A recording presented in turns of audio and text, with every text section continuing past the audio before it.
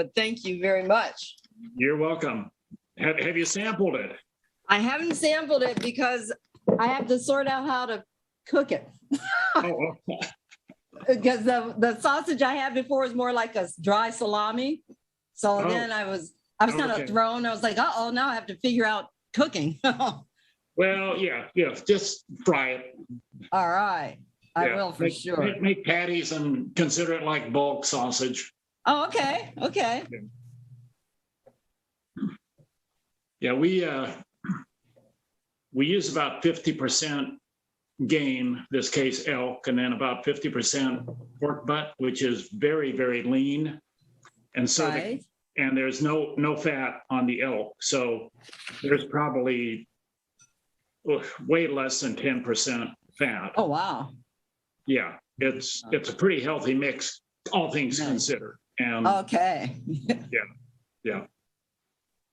And it makes good biscuits and gravy. Oh, I like biscuits. Okay, now you're talking. Now you're making sense. I can get a recipe going now. Just let me know when, Kyle.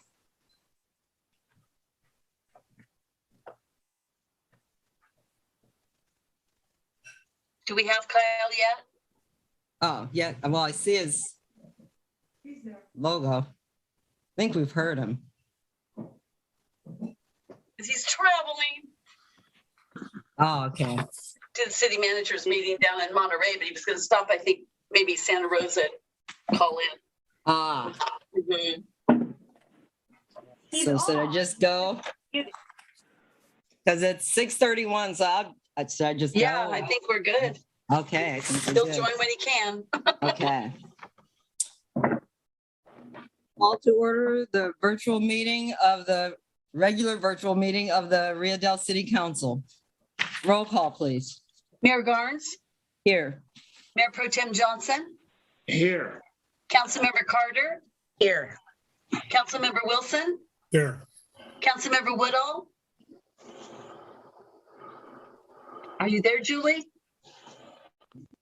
I don't see her. City Manager Knopf? Here. Oh, you're there. Chief of Police Connor? Here. Finance Director Dillingham? Here. Community Development Director Caldwell? Here. Water Superintendent Jensen? Here. Wastewater Superintendent Taylor? Here. Management Analyst Sanborn? Are you there, Travis? Nope. And City Clerk Dunham's present. Thank you. Thank you. Now I'll stand for the Pledge of Allegiance. I pledge allegiance to the flag of the United States of America and to the republic for which it stands, one nation, under God, indivisible, with liberty and justice for all.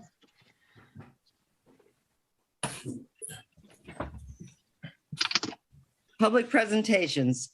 This is the time for persons who wish to address the council on any matter not on this agenda and over which the council has jurisdiction.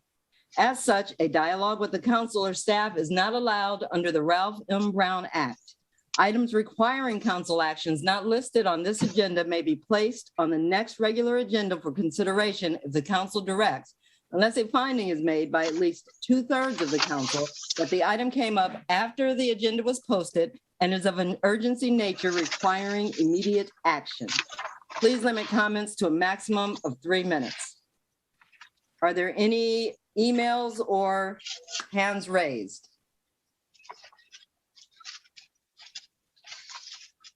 I see no emails. Rosa? There you are. Sorry, currently no hands raised. Thank you. Thank you. So count, give a little second for a hand raising, and I will close public presentation. Now we'll move on to the consent calendar. Is there any item a council member would like to remove from the consent calendar? Hearing none. Are there any hands raised or emails regarding the consent calendar? I see none.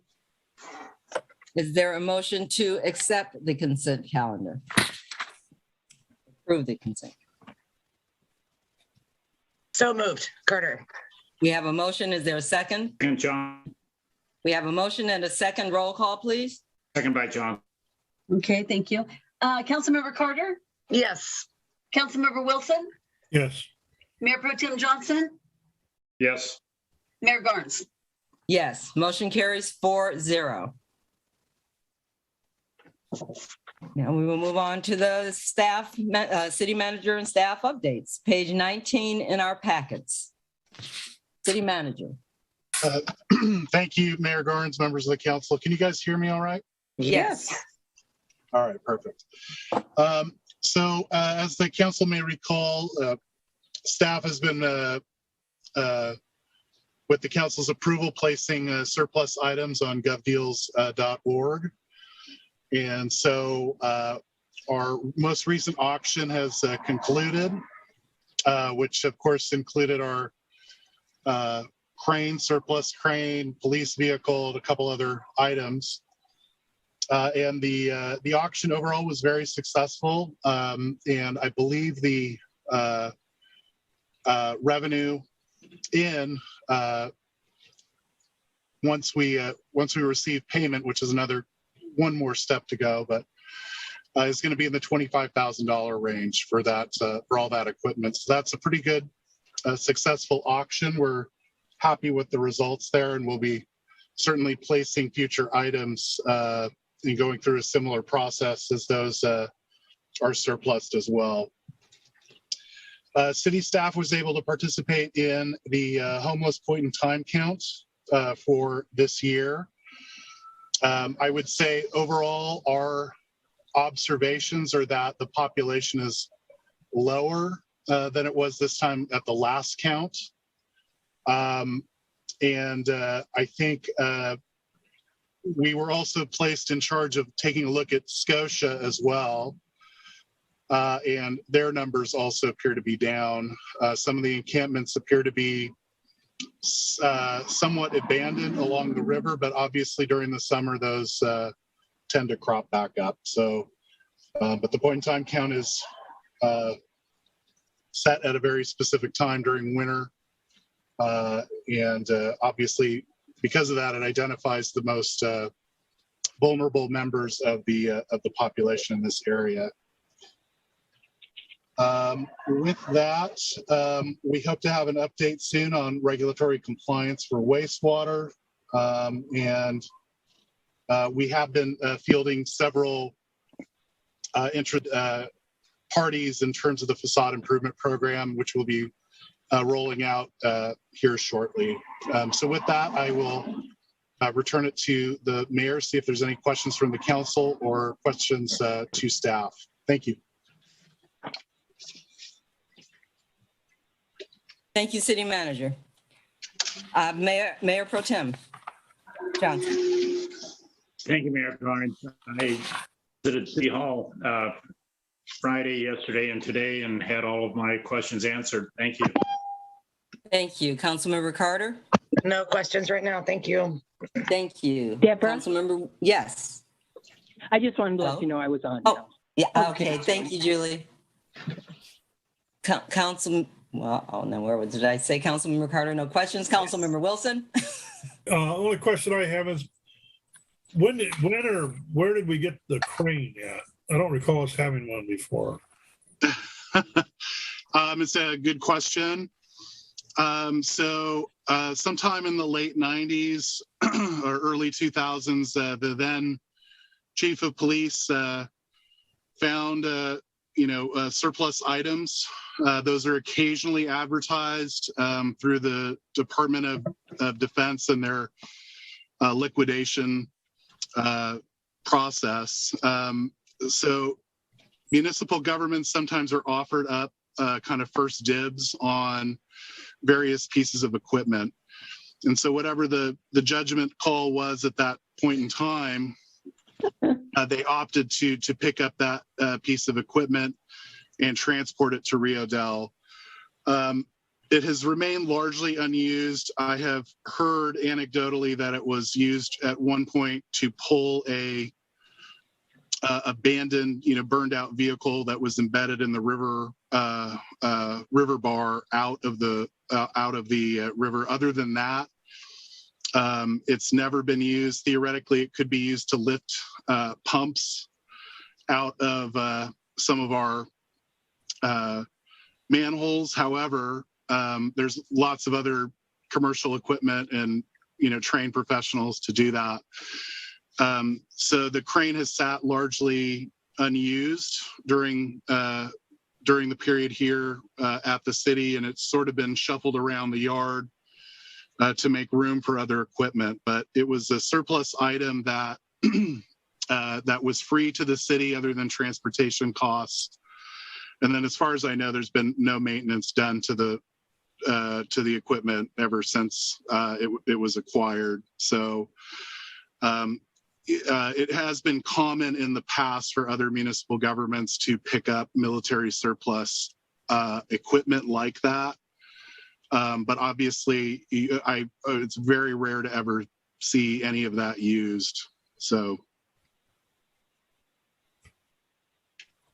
That's fine. I'm just curious. Thank you. And that's all I have for questions.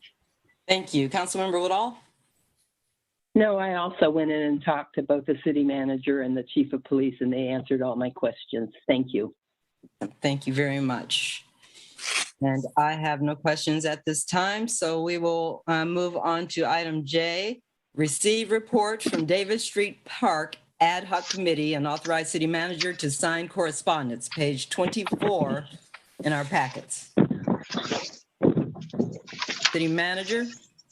all right. Thank you, Mayor Garnes and members of the council. So you may recall that quite a while ago, an ad hoc committee was established with members Johnson and Woodall to discuss Davis Street Park, potential acquisition of Davis Street Park, and future plans for Davis Street Park. So we have had several communications over time with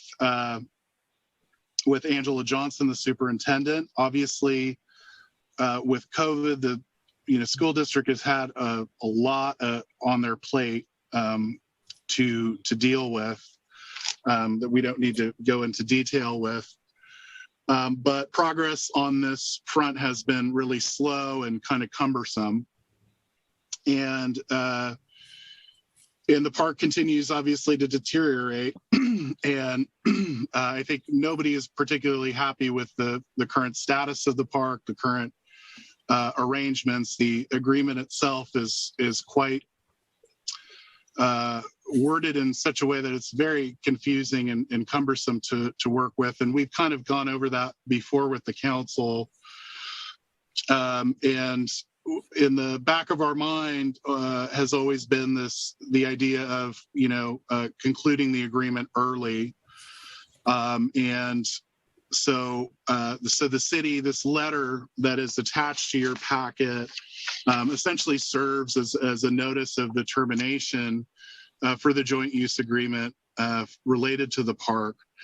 Now, that notice takes 2 years under the agreement for it to take place. So there's still plenty of time for another agreement to be drafted, a lease or a long-term lease arrangement to be made, or for the purchase of the park of that parcel to be made.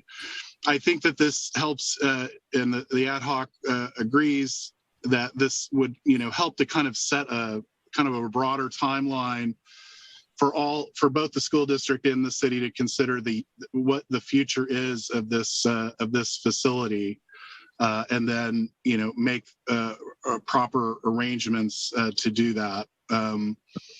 So I would return it back to the council for questions or comments, and then Mayor Garnes, you might want to see if ad hoc committee members Julie Woodall or Gordon Johnson have anything to add to that Absolutely. staff report. Absolutely. I was gonna definitely do that. Councilmember Woodall?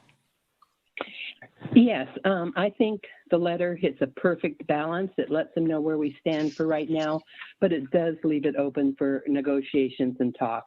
So I was real happy with the letter. Thank you. Awesome. Mayor Pro Tem Johnson? Thank you, Mayor Garnes. I totally concur with the city manager and Councilmember Woodall on this matter. Thank you. Then are there any questions? Councilmember Wilson? I don't have any questions. It looks like you're doing the best you can for the time and the time frame. So it'd be nice to get it resolved. All right. Councilmember Carter? Thank you. The letter looks great. I just wanted to say that I really do hope we can come to, some kind of understanding, and because that's a great piece of land right there. And it doesn't look nice when it's full of graffiti and overgrown, whatever. We all know this, but I really do hope there's some room here for more collaborative efforts and that we can nail this down in the past or in the future. But for now, everything's good. Thank you. Awesome. Thank you. And I feel the same way as everyone else. Are there any hands raised or emails? There are no emails. Rosa, I think. Is it Rosa? Are there any? No hands raised at the moment. Okay, thank you. Then is there a motion then to authorize the city manager to sign the correspondence, the attached correspondence? So moved by Johnson. We have a motion. Is there a second? Second by Woodall. We have a motion and a second. Roll call, please. Councilmember Carter, Yes. Councilmember Wilson, Yes. Councilmember Woodall, Yes. Mayor Pro Tem Johnson, Yes. Mayor Garnes. Yes, motion carries 5-0. Now we will move on to item 2. Authorize mayor to sign correspondence to the Region 9 Administrator of the Federal Emergency Management Agency. City manager. That's page 35 in our packets. City manager. All right, thank you, Mayor Garnes. So the other week, staff checked up with County Public Works on the status of the slip out on Monument Road. The council may recall that back in February of 2017, we had a series of storms, really all across the West Coast that caused quite a bit of damage statewide and certainly in Humboldt County. So Monument Road was one of approximately 300 other similar storm event damages in Humboldt County. After discussions with the county and with FEMA back at around February or March, it was agreed that the county would take the lead on this particular project. It is divided essentially equally between the city incorporated area and the county unincorporated area.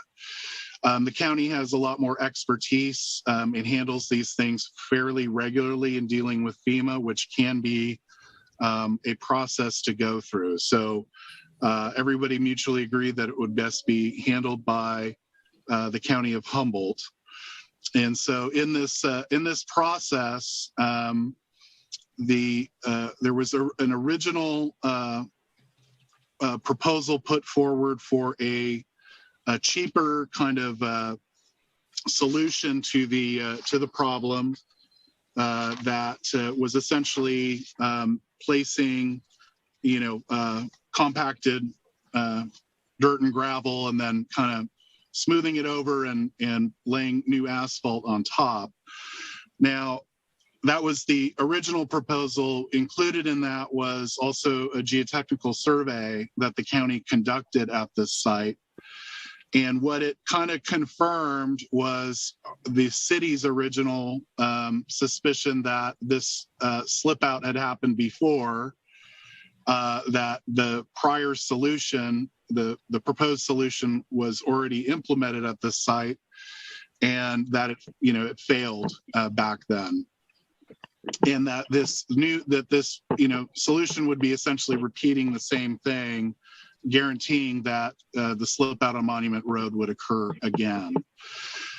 So the geotechnical engineering report recommended something called a soldier pile wall, and that if the council wants to go more in depth on that, I can ask for some additional engineering information. But the point of it is that it's a much more expensive solution, probably on the order of 4 or 5 times the magnitude of the other solution. So the county submitted a amendment to the original proposal, suggesting the soldier pile wall, and FEMA returned and said no. And so there's now an appeal process going on that's been going on since September of 2021. And we are, going through yet another summer construction season of highly unlikely that we're going to be seeing a solution to this slip out anytime soon. So the purpose of the letter is to, essentially align ourselves with the County of Humboldt. The geotechnical information, the engineering information speaks for itself. We believe that, a more robust solution is appropriate for this location. In addition, Cal OES, so the state version of FEMA, agrees with the county's assessment. They have also issued correspondence.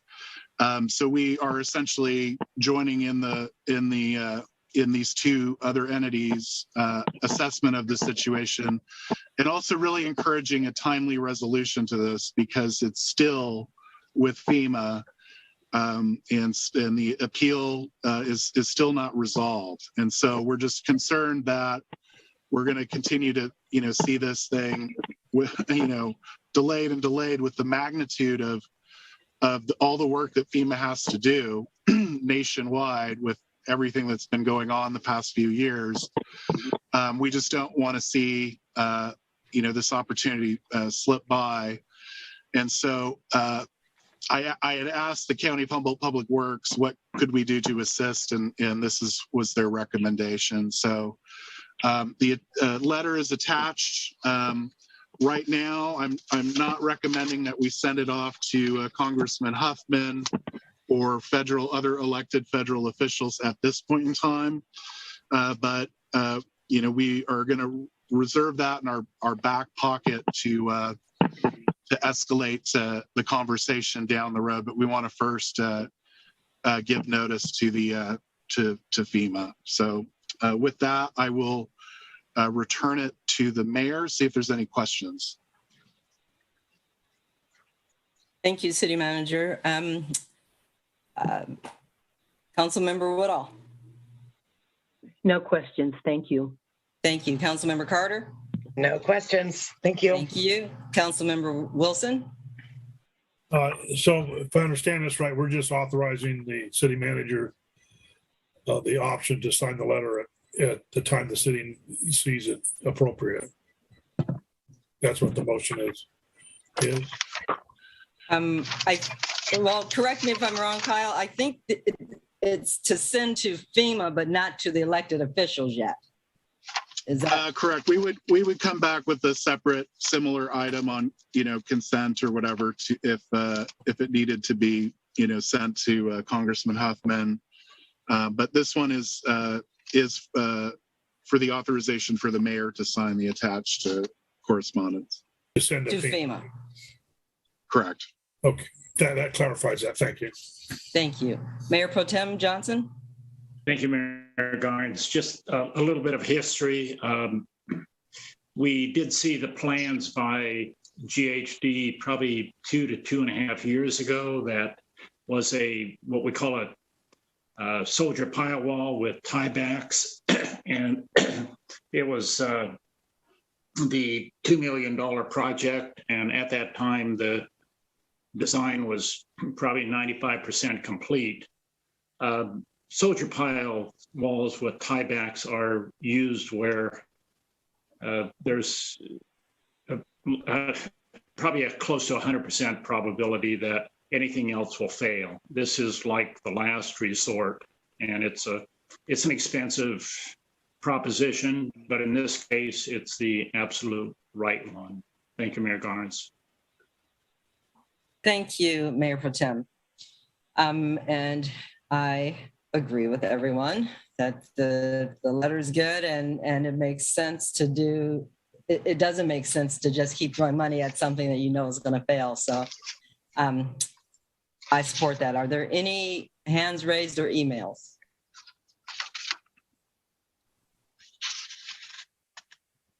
There are no emails. Currently, no hands raised. Yeah, Tony. Thank you. So is there a motion to authorize the mayor to sign the attached correspondence? So moved by Johnson. We have a motion. Is there a second? Second by Carter. We have a motion and a second. Roll call, please. Councilmember Carter, Yes. Councilmember Wilson, Yes. Councilmember Woodall, Yes. Mayor Pro Tem Johnson, Yes. Mayor Garnes. Yes, motion carries 5-0. Now we will move on to item K, ordinances and special resolutions. Item number 1, page 38 in our packet, adopt resolution 1525-2022, declaring the need for continued virtual meetings in accordance with AB 361, or discontinue virtual meetings and resume in-person hybrid meetings. So we've all talked about this ad nauseum. So I'm just going to make a motion that we resume in-person meetings on March 1st. And now if there's a second, can I have a I will second? second that. We have a second, and now is there discussion? Anyone have questions or anything? I do have a I have a Okay, question. go I for just it, want to Julie. know the stat. Oh, Karen usually has the stats for Mhm. the month, and if we could at least hear those, please. Sure, and I've got those. Let's see. I've been keeping an eye on the numbers on the daily reported cases in Humboldt County. Last Tuesday, there were 412 new cases. Wednesday, it went down to 241. Thursday, it went down to 160. And then Friday, it popped up a little to 196. So the numbers have been declining. And I do want to mention that I contacted the Board of Supervisors staff, and they are resuming their in-person meetings on March 1st. And so I reached out to the city of Fortuna, the city clerk of Fortuna, and Eureka today. And the city of Eureka has actually been having in-person meetings since the fall. And they just recently switched to full Zoom meetings, but they just had 2 meetings that were Zoom. And next week they're going back to in-person. And the city of Fortuna, they'd like to go back to in-person, but a couple of the council members aren't fond of the masks. So for now, they're going to meet virtually. Okay, Karen, one other question. How many hospitalizations? How many hospitalizations? I have it here, but not many. I think there was 2 one day, 3 one day. Let's see, 2, 4, 2, 3, and 1. So Does it yeah, say they're how not. many are current? Does it say how many are currently in the hospital? Well, let's see, one death. It doesn't say how many are currently in the hospital though. 23 was the last Thank you. number I heard. Yeah, I haven't 3 heard how many. in all. Yeah. Okay, in all of Humboldt Mhm. County. Okay, we're not 20 exactly 23, yeah. hospitals. Yeah, that makes Okay, sense. thank you. That's all I needed to know. Okay. Thank you. Councilmember Carter, Works for me. March 1st it is. Councilmember Wilson. Just a question. So when we go back, are they lifting the mask mandate when we go back on the 1st? No, the mask mandate is, the latest mask mandate says that you're still required to wear a mask indoors for indoor meetings for the entire meeting, even if you're vaccinated. How long is that? That could change, but for now, that's what it is. There's no deadline or saying when that'll lift. No, they updated it. I think it was November was the last update, and they haven't changed it. I just looked it up today. And so it's still for in-person meetings, indoors or, yeah, full mask. I just a comment. I mean, I as far as it's hard to understand, it's hard to deal with the mask while having a meeting. It doesn't really scare me so much, but if we're able to social distance, and I saw some wordage in there. Are we going to change how we sit or the distancing of the council? Is that going to remain the same or is that going to change? Well, that hasn't been decided, but that'd be up to the council and city manager, I suppose, on what you guys want to do. I have a question. Are you there, Kyle? Yeah, so right now, the configuration is the same as the council experienced about 6 months ago when we were in-person meetings for 1 or 2 meetings. What I would suggest is that there, in a hybrid format, council members can still attend the meeting remotely, is my understanding. And Karen, correct me if I'm wrong, but Yeah, that is correct. so if it's more comfortable, and I certainly understand, to sit through a meeting wearing a mask is not a lot of fun. And so council members and members of staff can attend this remotely for the time being.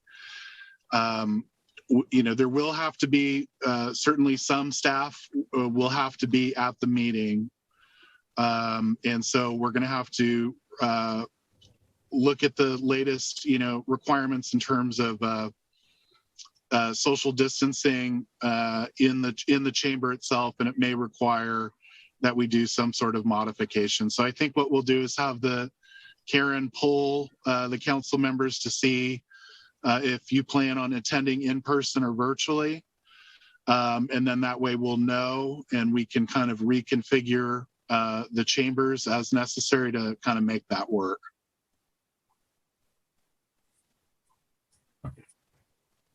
Thank you, Kyle. Any other Deborah? questions?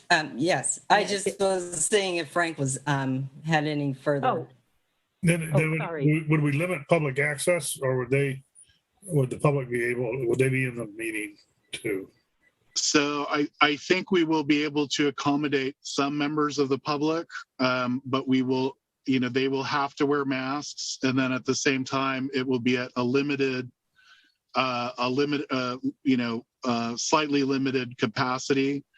Typically, the meetings in the past have not seen, normal meetings have not seen, more than a half a dozen people in the chambers, and I think we should be able to accommodate that. But we will have to, if there are meetings in the future where we anticipate that there will be a larger attendance, we will probably need to, come up with another game plan for that. But again, virtual attendees, there's no limit on the number of virtual attendees. So. Oh, that's all I have. Thank you. Thank you. Councilmember Woodall? Yes. I'm not sure if Frank or they've attended a hybrid meeting. They really go well. I mean, tomorrow I have my Humboldt Transit Authority meeting, and it's hybrid. And well, you can either be virtual or hybrid. And I've attended those meetings, and they go really well. And as far as the people coming into the meeting, I know that Arcata, they were having their meetings in person, but for the public to attend, they still had to attend virtually. So there is that option to where we could be in there. There's hybrid, and then there's not going back too. So I just wanted to throw those out there. Thank you, Councilmember Woodall. Mayor Pro Tem? I sure want to get back in the chamber. I know Sounds you good. do. City manager, if, so the 30-day thing, I mean, so we resume and then we have a surge. We then, because of the way the governor's order is written, we would then have the ability to come back and put this back on the agenda and say it's not working, or is that a true statement, or? So I think what we will do is this is going to continue to be a standing item, unfortunately, until the council. Okay. My recommendation is that this be kind of a standing item. We revisit it again. Okay. On February or on at the March 1st. meeting, March 1st, and we revisit it and we make a call, based on the information that we have.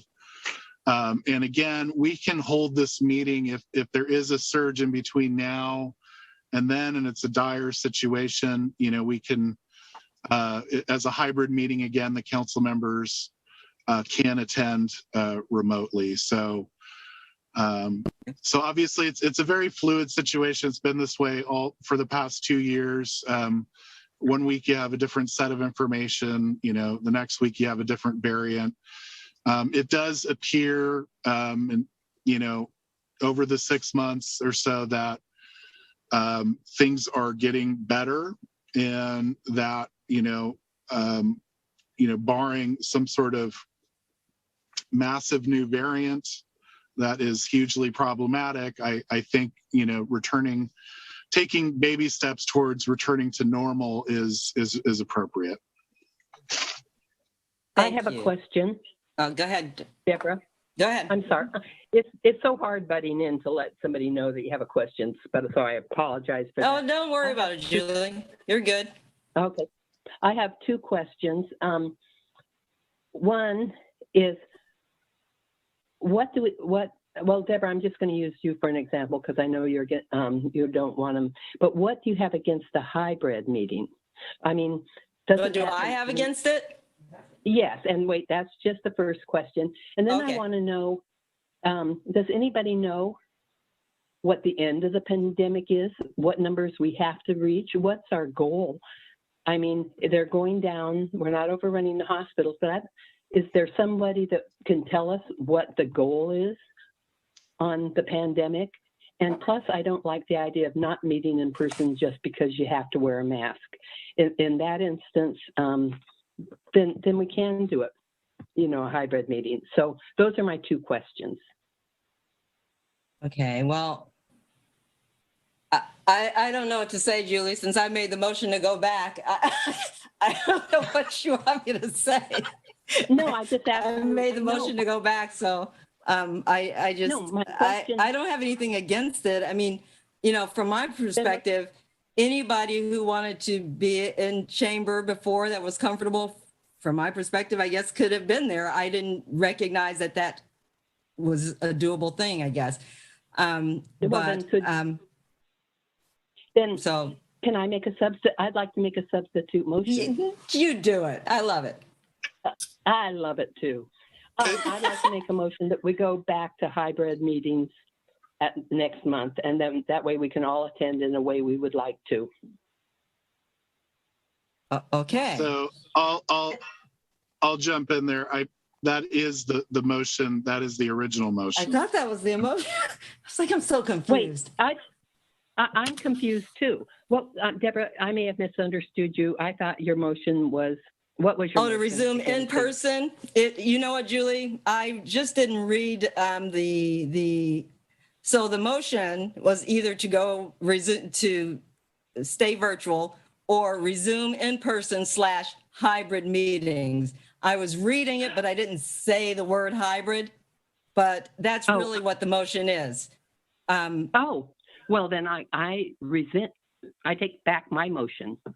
Well, then how are we going to vote on it? How are we going to vote on it?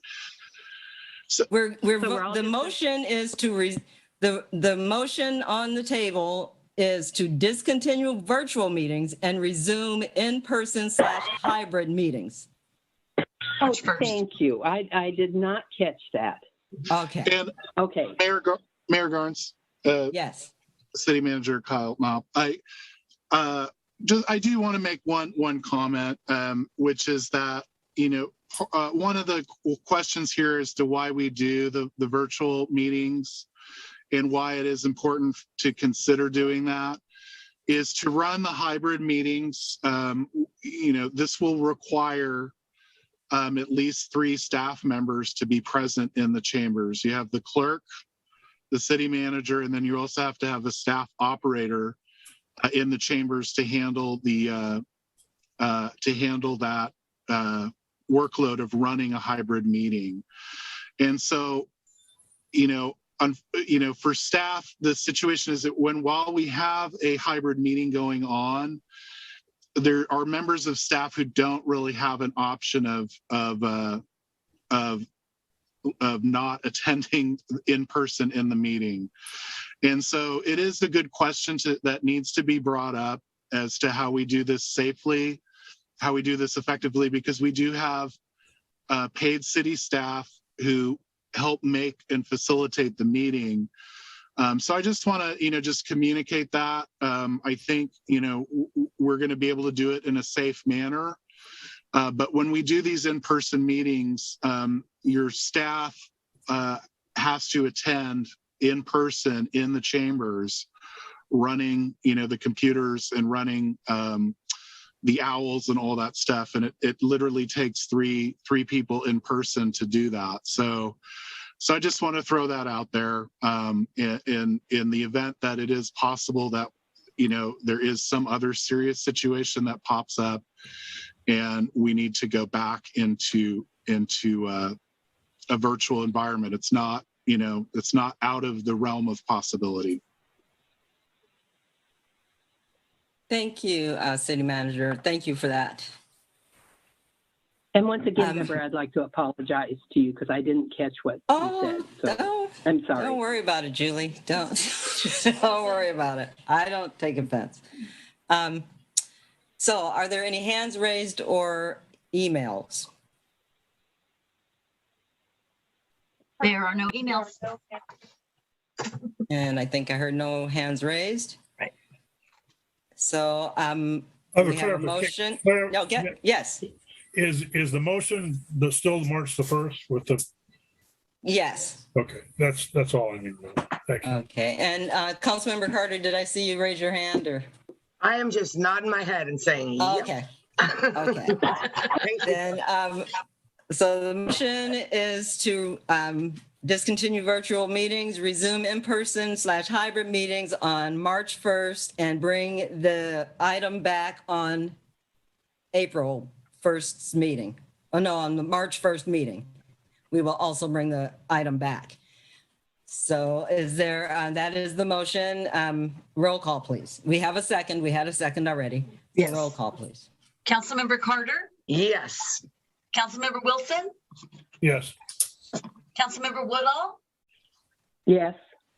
Mayor Pro Tem Johnson, Yes. and Mayor Garnes. Yes, motion carries 5-0. Now we will move on to item number 2. Introduction and first reading by title only of resolution number 1524-2022 and ordinance number 389-2022, approving zoning and land use designation of city-owned parcel located south of Painter Street, east of Ireland Avenue, north of Center Street, and west of Highway 101 as a public facility. File number 052-321-000, case number ZR/GPA 22-01. Page 46 in our packets, City Manager. And hopefully Mr. Caldwell is still on the line and he can speak to this item. I am, and thank you, Mayor Garnes, members of the council. As the mayor indicated, let's start on page 46 of your packet. As the mayor explained, this is a Caltrans give back parcel. When the freeway was built, or basically realigned through the city of Rio Dell in the mid-1970s, Caltrans acquired a number of parcels in the new freeway location. After constructing the freeway, they gave some or sometimes all of the parcels back to the property owners and back to the city of Rio Dell. The council members look on page 47 of their packet, there is a map that actually identifies that parcel. And this parcel is in fact the parcel that we have an approved grant for a dog park. We actually discovered that the property was not zoned through the application process for that grant. In order to zone it, we have to basically go through a plan amendment process and a zone reclassification process. That's where we have the attached resolution and ordinances that the mayor described. I'm sorry, the required findings in order for a plan amendment and zone reclassification is one, that the amendments have to be in the public interest.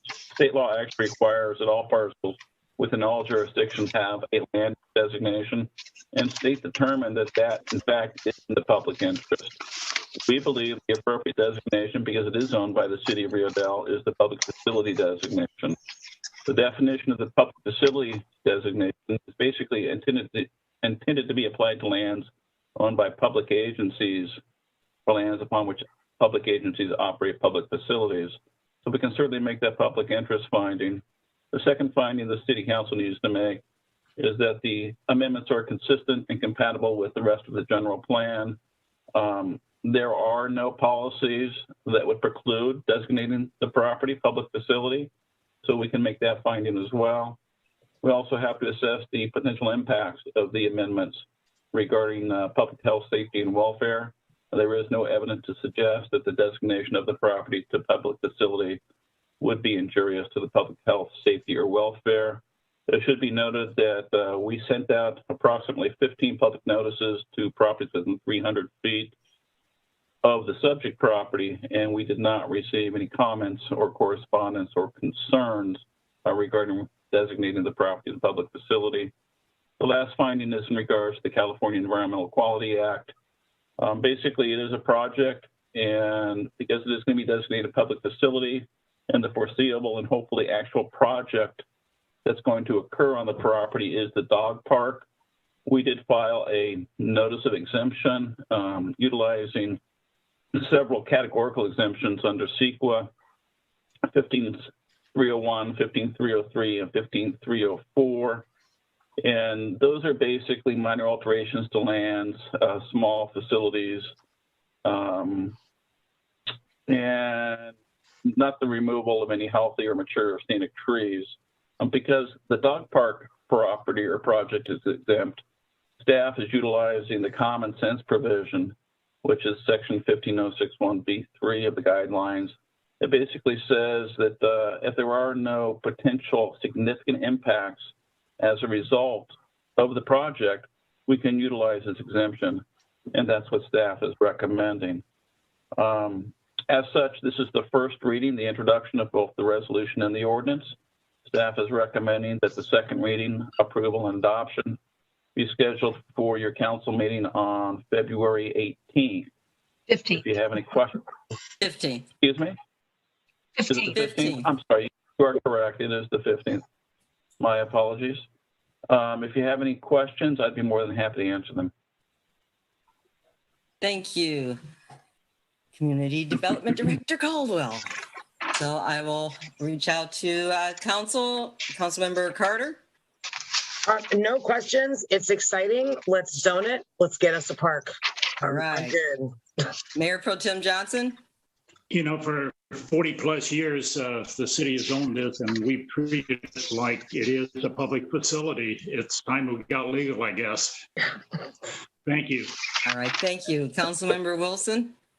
No questions. Thank you. Councilmember Woodall. No questions, thank you. Thank you. And I have no questions. Are there any emails or hands raised? There are no hands raised at the moment. And Thank there are no emails. Thank you. And so I think it just carries forth. There's no vote Or is, There should be a vote, Mayor Garnes. there should be a vote. So we vote to Except, accept the first reading and schedule the second reading and adoption for February 15th. Is there a Correct. motion? so moved by Johnson. So move Woodall. We have a motion and we kind of have two motions. So one can be a Well, I'll second. be just, I'll be Okay, the thank second. you. Thank you, Councilmember Woodall. A motion and a second. Roll call, please. Councilmember Carter, Yes. Councilmember Wilson, Yes. Councilmember Woodall, yes. Mayor Pro Tem Johnson, Yes, Mayor Garnes. Yes, motion carries 5-0. And that brings us to council reports and communications. Mayor Pro Tem. thank you, Mayor Garnes.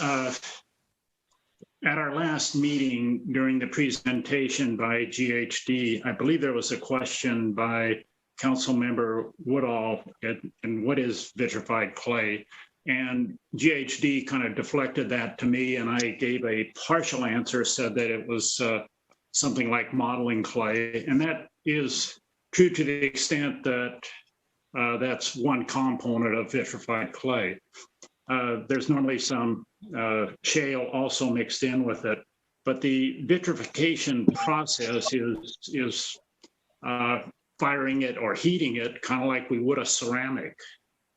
And we see these red clay tiles or terracotta type materials, and they are normally in 6-foot lengths, small diameters from up to about 12 inches. Their normal lifespan is about 50 years.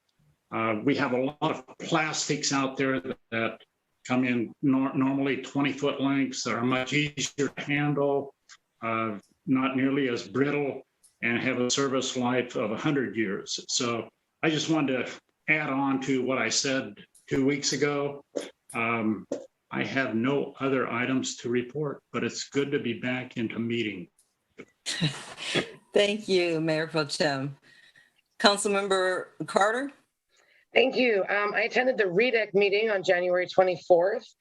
We heard a program from the executive director of the Humboldt County Growers Alliance.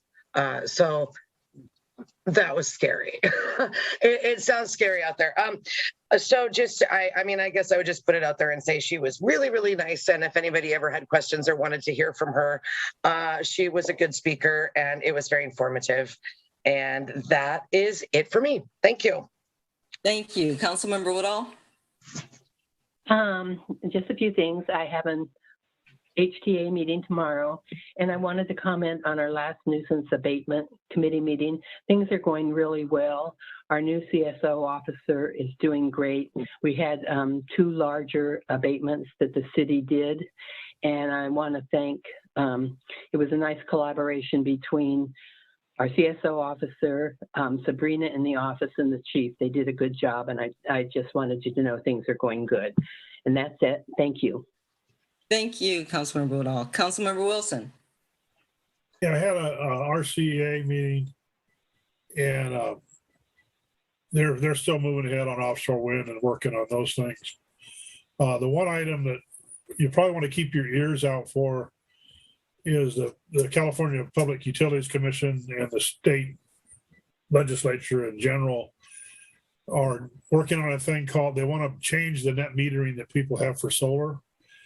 And they're wanting to basically raise the rates that people pay who have solar on their rooftops. They want to, the main line of thought is that the people that, the lower income people in the state of California are subsidizing the people that have solar panels. And so they want to cut down, they want to raise the tariff, they want to cut back on what you put back into the grid. They want to cut that down substantially. They want to add additional fees if you're going to be, if you're already on the net metering, that you're going to pay an additional fee to be on the new net metering system. And it's making it very difficult for not only the people that want to put solar on their roof, but also for the companies that want to install it, where it's an answer to energy use, and the state wants to make it difficult. So just keep your ears out when this stuff comes up. It's a new net metering thing in the NET time of use situation. And of course, I'll bring it up when I hear what the state does or wants to do. But it's not good for the environment to raise the price and make it difficult for people to save energy. And that's, I agree. also they have the microgrid is up and functioning in Arcata at the airport. They installed a big microgrid out there, which is a big solar array, and it powers the airport, and it has energy battery backups for the airport and the bunch of businesses around there that are tied into that grid. And so that is a functioning entity that RCEA brought about, which is a good thing for the county to do that. That's all I have. Thank you, Councilmember Wilson. And I have no reports to report out. I want to say hi to Nancy Kurtz because I miss her. I can't see her. So I think that's it. Is there a motion to adjourn? So moved by John. We have a motion. Is there a second? Second. Oh, there We we have a go. motion, a second. I think we have a third, fourth, and fifth. Yeah. So, motion carries. Meeting adjourned. See you on February 15th, everybody. Take care. Happy Groundhog Day. Thank you. Bye now. Thank you.